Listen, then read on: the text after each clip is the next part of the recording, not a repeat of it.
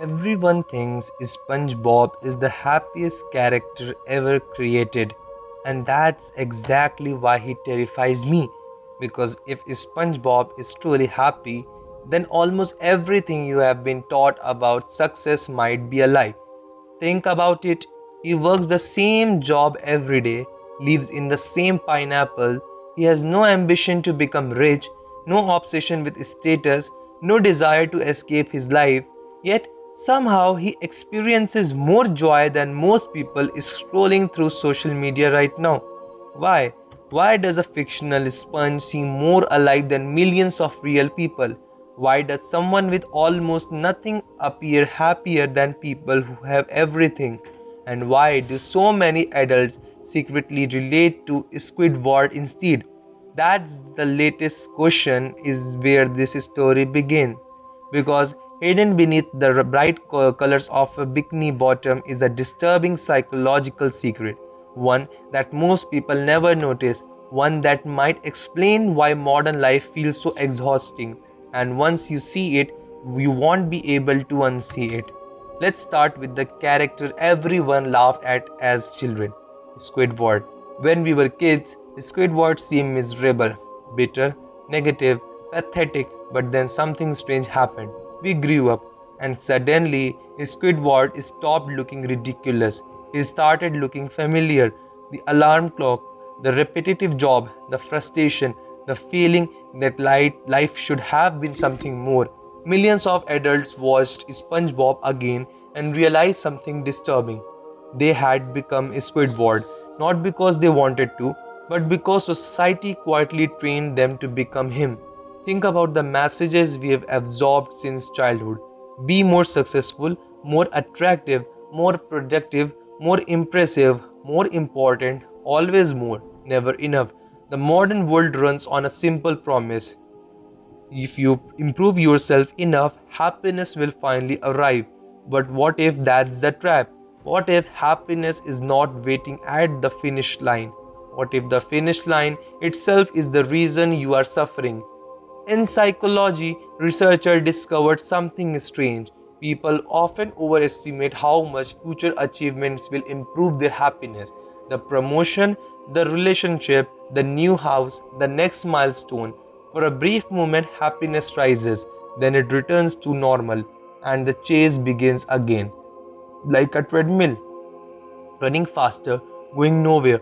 This pattern appears everywhere: social media, consumer culture, dating apps, career ladders. Entire industries profit from keeping people psychologically dissatisfied because a satisfied person buys less, consumes less, compares less.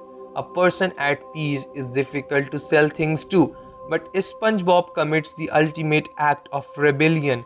He likes his life, not his future life, not his ideal life, his actual life. And that's why he looks insane to modern eyes. Now the mystery gets darker. Look carefully at every major character. Patrick barely understands reality. Mr. Krabs worship money. Plankton obsessively chase success. Squidward worship status and recognition. Every character is trapped by something except one: SpongeBob. As children, we assumed SpongeBob was naive. But what if he sees something the others don't? What if he understands a truth they are too distracted to notice? Because every character chasing something outside themselves ends up miserable every single time. Plankton never stops wanting. Mr. Crab never stops fearing loss. Squidward never stops comparing. The object changes, the suffering does not.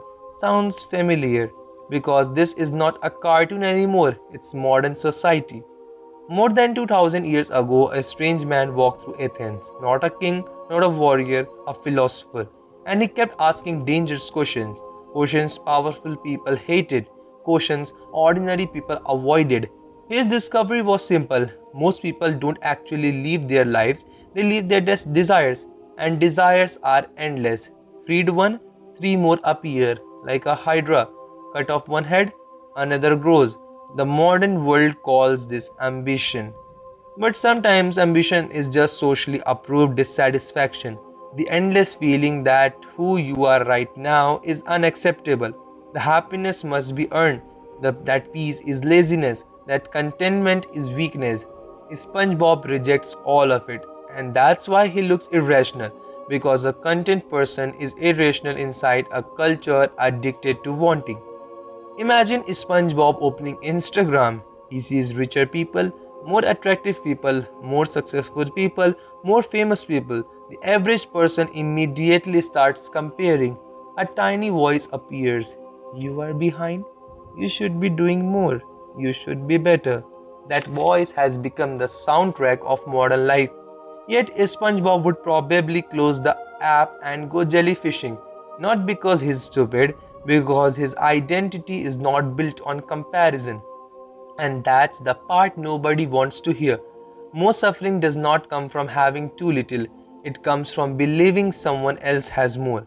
Comparison transforms abundance into scarcity, and social media turned comparison into a full time occupation.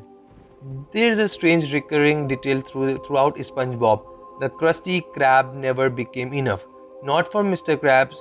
No amount of money satisfies him. No number ends the pursuit. No achievement grants peace. The mirrors one of the oldest mysteries in human history. Why do people who achieve everything often remain restless? Celebrities, billionaires, icons, legends. Again and again, they reach the summit and discover something horrifying. The mountain never contained what they were searching for.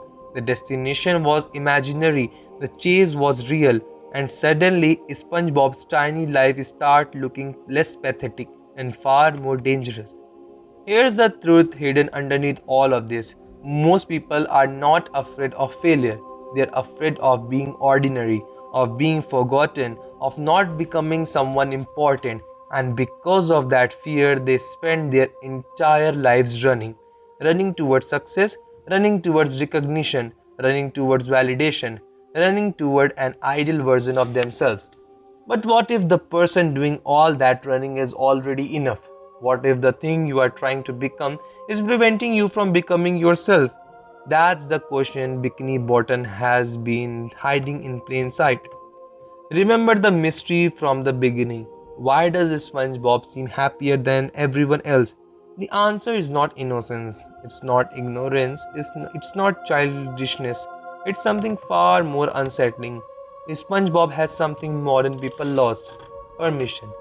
Permission to exist without constantly upgrading himself, permission to enjoy life before earning it, permission to be present without turning every moment into a stepping stone. And maybe that's why the show feels strangely comforting. Not because it reminds us of childhood, because it reminds us of a version of ourselves that existed before the world convinced us we were finished. Which creates one final question, a disturbing one. When you watch SpongeBob, why do you immediately identify with Squidward? Maybe the real mystery was never hidden inside Bikini Bottom, maybe it was hidden inside you. Because if a sponge living in a pineapple can be happy without becoming someone else, what exactly are you still waiting to become?